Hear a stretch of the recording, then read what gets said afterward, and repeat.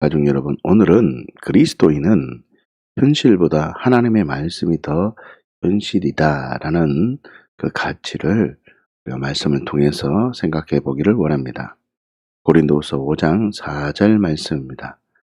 참으로 이 장막에 있는 우리가 짐진 것 같이 단식하는 것은 벗고자 함이 아니요 오히려 덧입고자 함이다라고 선언하고 있습니다. 죽을 것이 생명의 삼킨 바 되게 함이다라고 고백합니다. 여러분, 장막에 있는 우리가 짐진 것 같이 탄식하고 있는데 그 탄식은 짐진 것을 벗기 위해서 탄식하는 것이 아니라 오히려 덧입기 위해서 탄식한다라고 선언하고 있습니다. 여러분, 그렇다면 무엇을 덧입기 위해서 탄식하는 것입니까? 2절 말씀에 보시면요. 참으로 우리가 여기 있어 단식하며 하늘로부터 오는 우리 처소를 덧입기를 간절히 사모하노라. 하늘로부터 오는 우리 처소를 덧입기를 간절히 사모하고 있다는 것입니다. 우리의 처소를. 이런 보이는 것이 진리가 아니라 보이지 않는 것, 하나님의 말씀, 예수 그리스도로 하늘로부터 오는 우리의 처소를 덧입기 위해서 믿음의 길을 걷는 사람들이 정말 많습니다. 그러나 참으로 힘든 것은, 우리 마음이 힘든 것은 현실의 문제 때문에 보이지 않는 것이 진리인 줄 알면서도 보이는 것으로 마음이 쉽게 움직여 버린다는 것이 저와 여러분들의 모든 힘든 문제인 줄 압니다. 자, 그렇다면요, 보이는 것보다 보이지 않는 것을 진리로 붙들기 위해서 하나님께서는 어떤 일을 계획해 놓으셨는지 우리가 한번 생각해 보아야 됩니다. 2절부터 5절까지 말씀을 제가 봉독해 드리겠습니다. 참으로 우리가 여기 있어 단식하며 하늘로부터 오는 우리 초소를 덧입기를 간절히 사모하노라. 이렇게 입으면 우리가 벗은 자들로 발견되지 않으려 함이라. 참으로 우리 장막에는 우리가 짐진 것 같이 단식하는 것은 벗고자 함이 아니요 오히려 덧입고자 함이니 죽을 것이 생명에 삼킨 바 되게 하려 곧 이것을 우리에게 이루게 하시고 보증으로 성령을 우리에게 주시는 이는 하나님이시라. 아멘. 이것을 우리에게 이루게 하시려고 보증으로 성령을 우리에게 주시는 이가 하나님이라는 것입니다. 보이지 않는 것을 붙들고 살아가는 자들에게 하나님께서는 어떤 일을 하셨느냐? 성령을 부어 주신다는 뜻입니다. 다시 말하면 4절에 보면요, 하나님께서 성령을 부어주시는 두 가지 이유가 있습니다. 오히려 덧입고자 하고 죽을 것이 생명에 삼킨 바 되는 이에게 너 성령을 부어주신다라는 두 가지 흐름이 있다는 것입니다. 첫 번째요, 성령님의 임재는 하나님 나라가 실제라는 뜻입니다. 우리가 짐진 것 같이 단식하는 것은 벗고자 함이 아니요 오히려 덧입고자 함인데 곧 이것을 우리에게 이루게 하시려고 보증으로 성령을 주셨다는 뜻입니다. 성령. 무슨 뜻입니까? 2절 보십시오. 참으로 우리가 여기서 단식하며 하늘로부터 오는 우리 처소를 덧입기를 간절히 사모하노라. 2절 보시면 하늘로부터 오는 우리 처소를 덧입기 위해서 보이는 것이 전부가 아니라 보이지 않는 것을 위해서 살아갈 수 있도록 우리에게 뭘 주신다고요? 보증으로 성령을 부어주신다는 뜻입니다. 다시 말하면 삶 속에서 살 때 하나님의 나라를 바라볼 수 있도록 성령을 부어주신다는 뜻입니다. 다르게 설명할까요? 복음의 진리 체례로 반응해서 십자가를 부활을 바라보며 알고 여기며 드리고 계속 신뢰하겠다. 십자가와 부활을 바라보며 난 믿음으로 십자가 사건이 나의 사건임을 알고 믿음으로 부활의 사건이 나의 사건임을 믿는 겁니다.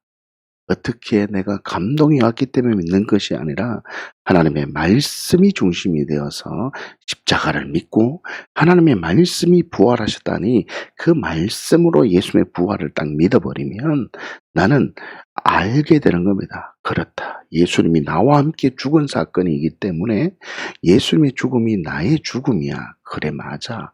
그래, 나는 예수님이 죽으실 때 나도 죽었어. 죄와 저주가 해결되어졌어. 예수님이 죽을 때 나는 죽었기 때문에 더 이상 죄의 종노를 할 수도 없어. 그래, 나 이제는 악한 영의 영향을 받을 수도 없고 그 사람 완전히 죽었어. 이 진리가 나 안에 딱 들어오는 복음의 진리가 오면 여기게 되는 겁니다. 그래, 맞아. 이제는 나의 옳음을 증명하는 것이 아니라 이제는 예수님처럼, 예수님의 십자가처럼 나의 옳음을 증명하지 않고 예수님만 옳음, 하나님만 옳음을 고백하며 살아가리라. 이렇게 믿음으로 결단하며 나는 이제 죄에 대하여 죽은 자요 하나님께 대하여만 산 자로 여기며 이제는 믿음으로 드리는 겁니다. 어떻게 해요? 나는 이제 사나 죽으나 주를 위하여 사는 자로 드렸어. 예수님의 부활이 내 부활이 되어 나는 이제 예수님의 주인이 되어서 믿음으로 살리라. 나 이제 순종하고 복종할 때 하나님께서 예수 그리스도가 순종할 때 부어주신 사랑처럼 나에게도 그 하나님의 일에 반응해서 아버지의 일이 나의 일로 여겨 믿음으로 살아갈 때 부어주시는 하나님께서 행하시는 일을 경험하며 살아가리라. 보이지 않는 하나님의 나라를 위해서 살아가리라. 이런 믿음의 진리가 딱 있는 사람에게 하나님께서는 너 하나님의 일을 하고 있다고 확정해 주기 위해서 뭐라고요? 확정해 주시기 위해서 뭘 주신다고요? 성령을 부어 주신다는 겁니다. 할렐루야. 여러분, 이렇게 하나님의 말씀을 진리로 여기고 보이지 않는 세계를 믿음으로 고백하며 나 하나님의 일에 반항하며 살아가리라. 이런 믿음의 결단이 있는 자들에게는 하나님께서는 뭘 주신다는 거예요? 성령을 부어주신다는 겁니다. 여러분, 여기서 성령을 부어주신다는 것을 1차원적으로 내 몸에 감각되는 성령님의 임재만을 성령이라고 생각하시면 안 됩니다. 성령님께서는 우리 안에 마음의 평강을 주시기도 하고 마음의 기쁨을 주시기도 하고 육체적으로 몸으로 임하시기도 하고 현상과 환경을 바꾸시기도 하는 분이 성령님이십니다. 그렇기 때문에 이 성령이라는 것을 몸으로 느껴지는 것으로만 생각하면 안 되는 것입니다. 더 나아가서 우리는 열매라는 것 또한 어떤 내 안에 부요해지고 우리 안에 문제가 해결되어지는 것을 열매로만 생각해서는 안 됩니다. 열매는 4종류의 열매가 있습니다. 첫 번째, 하나님과의 관계가 바로 세워진 열매가 있고 내가 불신자들과의 관계 속에서 맺어지는 열매가 있고 내가 교회 공동체, 믿음의 사람들과 함께 맺어지는 열매가 있고 나의 성품에 관련된 열매가 있다는 것입니다. 이 열매가 있듯이 열매가 다양하게 있듯이 성령의 역사 또한 다양하게 있다는 것을 여러분들이 믿음으로 결론 내리시기를 바랍니다. 두 번째로 성령님의 임재는요. 아주 중요한 말인데 생명을 가진 자라는 존재라는 의미가 있습니다. 여기에 우리는 좀 집중해야 됩니다. 4절을 보시면 죽을 것이 생명에 삼킨 바 되었다라고 고백하십니다. 죽을 것이 생명에 삼킨 바 되게 하시려고 보정으로 성령을 주셨다는 거죠. 무슨 뜻입니까? 죽을 것이 생명에 삼킨 바 되었다는 것을 알리기 위해서 우리에게 성령을 부어주신다는 뜻이죠. 다시 말하면요. 내가 주인으로 살면 죽을 것으로 살아가는 자입니다. 내가 주인으로 살면 어떻게 해요? 죽을 것으로 살아가는 자인데 예수님의 십자가의 죽음을 내가 주인된 죄 때문에 죽으셨다는 것을 직면을 하고 그래 맞아. 예수님이 내가 주인된 죄 때문에 죽으신 게 맞아. 그래서 나는 이제 내가 주인이 아니라 예수님을 주인으로 고백하는 자 이런 자는 야, 너 정말 죽을 것이 생명에 삼킨 바 된 것이 맞아.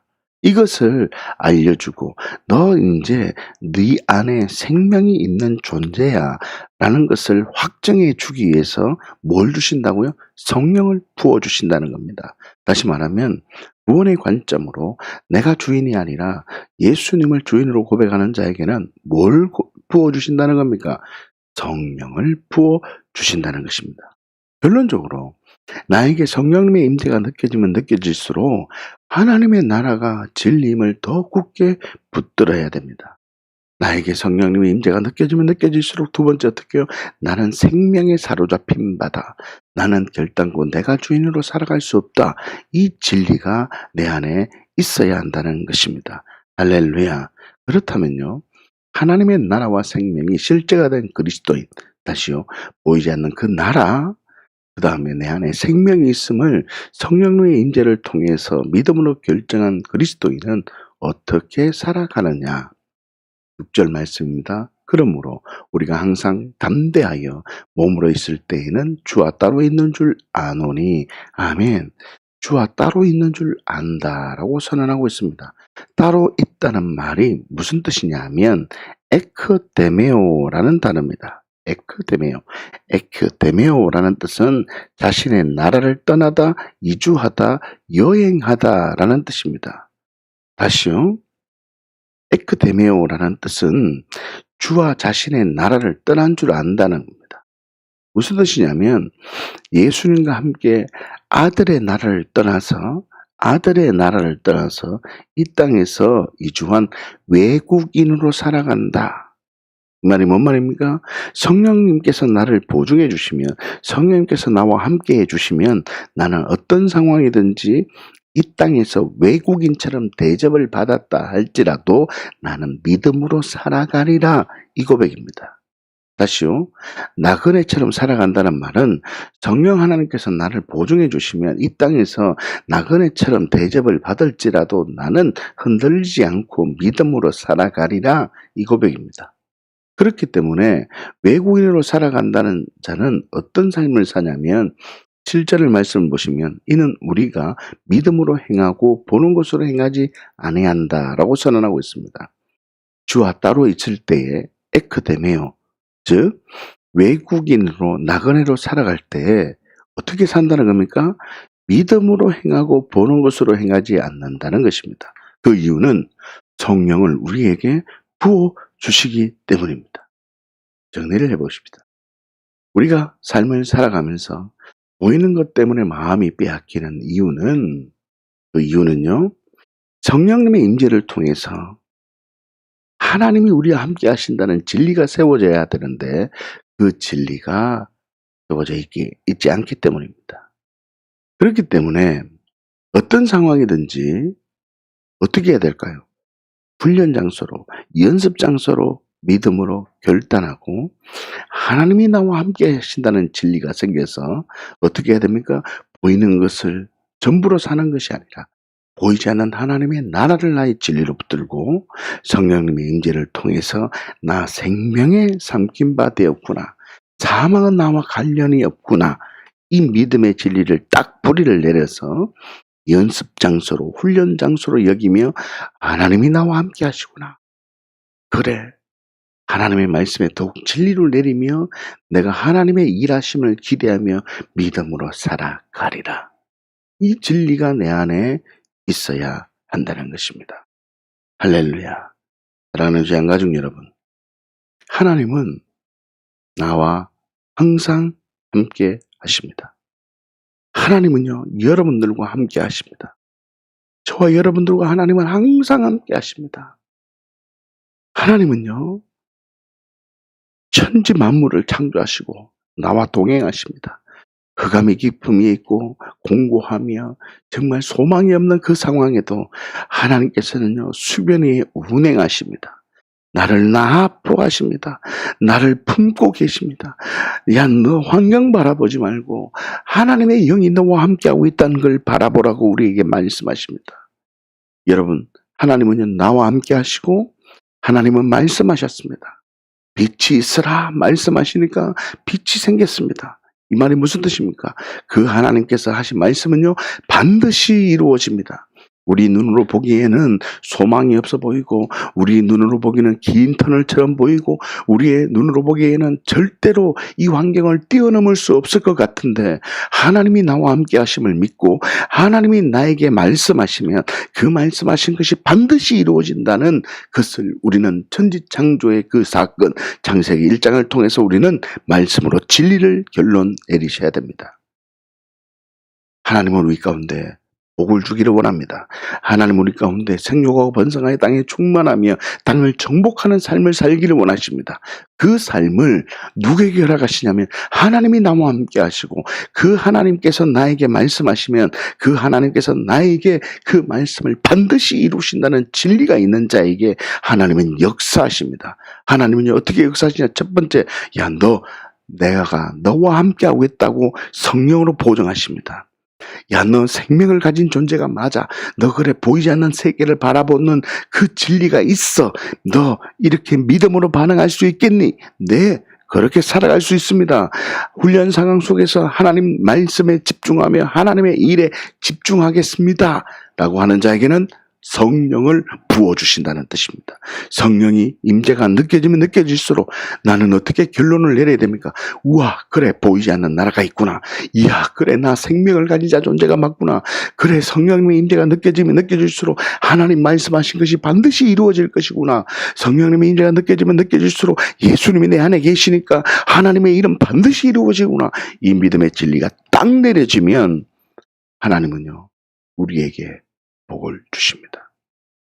사랑하는 주양가족 여러분, 성령의 임재가 우리의 삶 가운데 가득하기를 예수님 이름으로 축복합니다. 여러분, 말라기 3장 말씀에 보면 하나님께서요 열의 하나를 구별하여 드리는 자들에게 땅에 복이 살 것을 없을 정도로 가득하게 부어주겠다라고 말씀하십니다. 여러분, 제가 이 말씀을 어떻게 설명했습니까? 단순히 물질의 복이 땅에 살 곳이 없을 정도로 붓는다는 뜻이 아닙니다.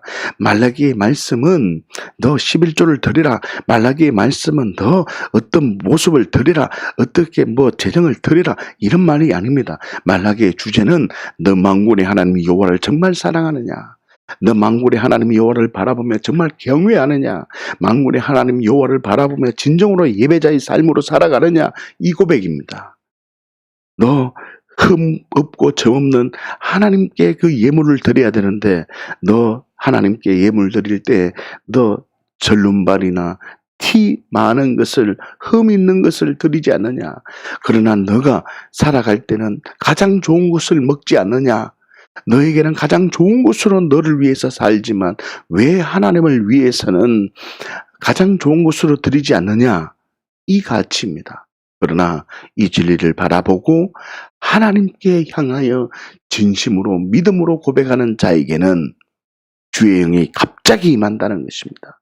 주의 영이 너가 삶을 살고 있는 모든 영역에 주의 영이 임한다는 겁니다. 무슨 말입니까? 성령이 임하여 주신다는 겁니다. 성령 하나님께서 우리 삶 속에 임하면 너 생명을 가진 존재가 맞아. 성령이 임하시면 너 보이지 않는 하나님의 나라를 붙들고 살아가는 존재구나. 이 진리를 확정해 주는 것이기 때문에 우리의 삶 속에는요 먼저 성령의 임재가 경험되어지고 두 번째는요 주님이 일하시는 것을 경험하게 될 것입니다. 사랑하는 주양가족 여러분, 기대하십시오. 여러분들의 삶 속에 하나님의 영광이 나타날 겁니다. 여러분들의 삶 속에 예전보다 더 많은 하나님의 급속한 하나님의 은혜가 있을 것입니다. 이 은혜를 경험하기를 원하십니까? 조건이 있습니다. 하나님이 나와 항상 함께하고 있다는 진리가 있어야 됩니다.